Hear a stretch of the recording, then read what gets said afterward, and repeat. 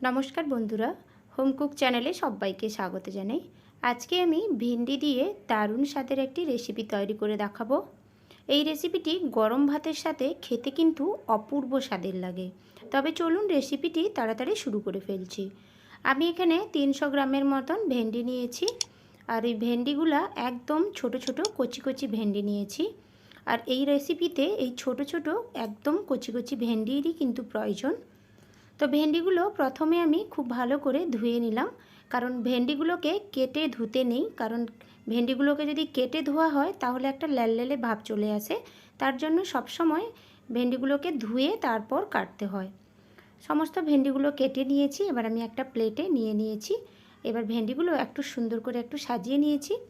এবার এই সমস্ত ভেন্ডিগুলোর আমি এই পেছনের দিকের অংশ আর সামনের দিকের অংশটা কেটে বাদ দিয়ে দু টুকরো করে কেটে নেব। যেহেতু একদম ছোট ছোট ভেন্ডিগুলো, তো তার জন্য আপনারা গোটাও কিন্তু রেখে নিতে পারেন। আমি দুটো করে দিলাম যাতে মশলাটা খুব ভালোভাবে ভেতরে প্রবেশ করে যাবে। ভেন্ডির এই রেসিপিটি এত সুন্দর টেস্টের হয়, পাশে যদি মাছ মাংসর বাটি থাকে না, ওটাকে সরিয়ে এই ভেন্ডি দিয়েই কিন্তু সবাই খাবে। আমি একবার একজনের বাড়িতে খেয়েছিলাম, ওনার থেকে রেসিপিটা আমি জেনেছিলাম। তো আমি একবার বাড়িতে বানিয়ে আপনাদের সাথে রেসিপিটি শেয়ার করছি। সমস্ত ভেন্ডিগুলো কেটে নিয়েছি। এবার আমি ওই সামনের আর পেছনের অংশগুলোকে আমি তুলে ফেলে দিলাম। এবার সমস্ত ভেন্ডিগুলোকে একটা প্লেটে তুলে নিয়েছি। এবার এটাকে সাইডে রেখে একটা মশলা তৈরি করে নেব। তার জন্য একটা মিক্সিং জার নিয়েছি আর 1 টেবিল স্পুনের মতো দিয়ে দিলাম কালো সর্ষে। কালো সর্ষের পরিবর্তে আপনারা হলদে সর্ষেও কিন্তু নিতে পারেন। আর দিয়ে দিলাম 5টার মতো বড় বড় রসুনের কোয়া। আর এই রেসিপিতে রসুনের পরিমাণটা একটু বেশি দিতে হবে, তবে গিয়ে রেসিপির স্বাদটা কিন্তু দারুণভাবে আসবে। আর যারা রসুন খেতে পছন্দ করেন না, তারা একটু কম দিয়ে নেবেন। আর দিয়ে দিলাম একটা মিডিয়াম সাইজের পেঁয়াজ। পেঁয়াজগুলোকে আমি একটু মোটা মোটা স্লাইস করে কেটে দিয়ে দিলাম। আর দিলাম 3টে বড় বড় সাইজের কাঁচা লঙ্কা। রেসিপিটা আমি একটু ঝালঝাল করে বানাবো, তার জন্য কাঁচা লঙ্কাটা বেশি দিয়েছি। আপনারা যে যা ঝাল অনুযায়ী বুঝে নিয়ে নেবেন। আর হাফ টিস্পুনের মতো গোটা জিরে দিয়ে দিলাম। আর পরিমাণ মতো একটু জল দিয়ে আমি এগুলোকে একদম একটা স্মুথ পেস্ট তৈরি করে নিলাম। এবার আমি ভেন্ডিগুলোকে একটু ম্যারিনেশন করে নেব। তার জন্য আমি একটা পাত্র নিয়ে নিয়েছি। তার মধ্যে যে আগে থাকতে কেটে রাখা ভেন্ডিগুলো এক এক করে দিয়ে দিলাম। এবার আমি এটাকে ম্যারিনেশন করে নেব। এই যে সব কিছু একটা স্মুথ পেস্ট করে রেখেছিলাম, সর্ষে, পেঁয়াজ, রসুন, কাঁচা লঙ্কা, জিরে দিয়ে, ওটাকে আমি দিয়ে দিলাম। মিক্সিং জারে লেগেছিল, ওটা একটু মুছে দিয়ে দিলাম। এবার দিয়ে দেবো গুঁড়ো মশলা। হাফ টিস্পুনের মতো দিয়ে দিলাম কাশ্মীরি লঙ্কার গুঁড়ো। আর 1/3 টিস্পুনের মতো দিয়ে দিলাম হলুদ গুঁড়ো। আর এই রেসিপিতে হলুদ গুঁড়োর পরিমাণটা একটু কম দিতে হবে, নাহলে একটু হলদে গন্ধ করবে। আর দিয়ে দিলাম স্বাদ মতো লবণ। আর 1 টেবিল স্পুনের মতো দিয়ে দিলাম সর্ষের তেল।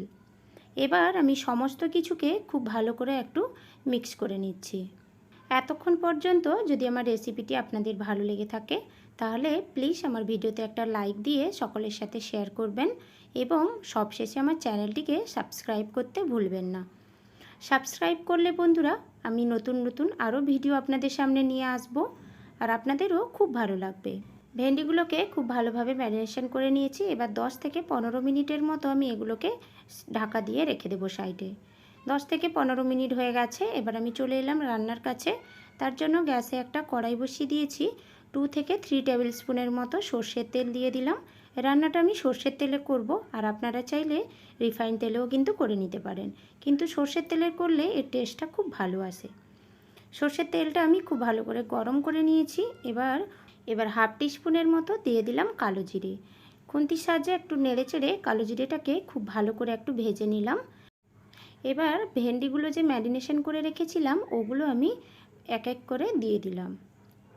ভেন্ডিগুলোতে মশলা ভালোভাবে মাখিয়ে আমি 15 মিনিটের মতো রেখে দিয়েছিলাম, তার ফলে ভেন্ডির ভেতরে একদম মশলাগুলো খুব ভালোভাবে প্রবেশ করে গেছে।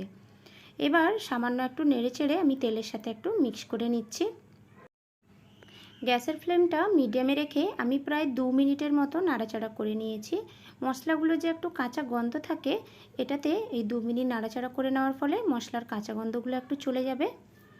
এবার খুব ভালো করে একটু নাড়াচাড়া করে নেওয়ার পরে ওই মিক্সিং জার ধুয়ে আর ওই ভেন্ডিটার যে ম্যারিনেশন করেছিলাম যেই পাত্রটাতে, ওটা ধুয়ে একটু আমি সামান্য জল অ্যাড করে দিলাম। জলটা অ্যাড করে খুব ভালো করে আমি মিক্স করে নিলাম। এরপর ঢাকনা দিয়ে আমি মিডিয়াম টু লো ফ্লেমে 5 থেকে 7 মিনিটের মতো রেখে দেব। 5 থেকে 7 মিনিট হয়ে গেছে। দেখুন বন্ধুরা, খুব ভালোভাবে রসটা শুকে গিয়ে কত সুন্দর সাইড থেকে একদম পোড়া পোড়া ভাব মতো চলে এসছে। একদম পুড়ে যায়নি, একটু লাল লাল ভাবের মতো হয়ে গেছে।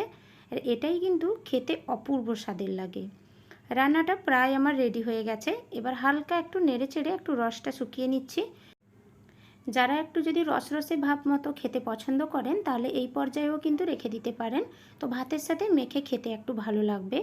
আর যদি একটু শুকনো শুকনো কেউ পছন্দ করেন তাহলে একটু নেড়ে চেড়ে একটু রসটা শুকনো শুকনো করে নেবেন। আমাকে এরকম রসরসের মতন ভালো লাগে খেতে, তো তার জন্য আমি এইভাবেই রেখে নিচ্ছি। রেসিপি সম্পূর্ণ রেডি হয়ে গেছে। এবার আমি একটা প্লেটে তুলে নিচ্ছি।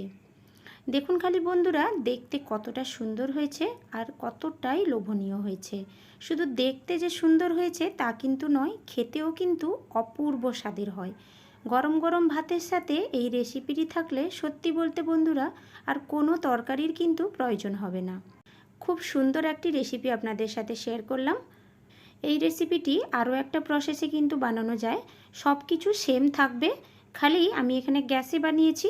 আপনারা রান্নাবান্না করে নেওয়ার পরে যে উনুনটা একটু হালকা নেভানো মতো থাকবে, ওই উনুনেই সব কিছু এরকম মাখিয়ে এইভাবে কড়াইতে কালো জিরে একটু ফুটিয়ে নিয়ে রান্নাটা চাপিয়ে রেখে দেবেন 10 মিনিটের মতো।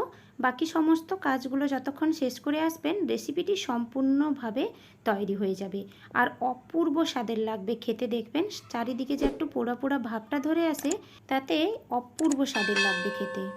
আজকে আমি ভেন্ডির দারুণ একটা রেসিপি শেয়ার করলাম বন্ধুরা। আপনাদের ভিডিওটি কেমন লেগেছে আমাকে কমেন্ট করে অবশ্যই জানাবেন। আর অবশ্যই একবার হলেও বাড়িতে কিন্তু বানিয়ে খাবেন। আর আজকের আমার ভিডিওটি ভালো লেগে থাকলে লাইক দিয়ে আমার চ্যানেলটিকে অবশ্যই সাবস্ক্রাইব করে নেবেন। তবে আজকের মতো বিদায় জানাচ্ছি। দেখা হচ্ছে নতুন কোনো একটি রেসিপির সাথে। সবাই খুব ভালো থাকবেন।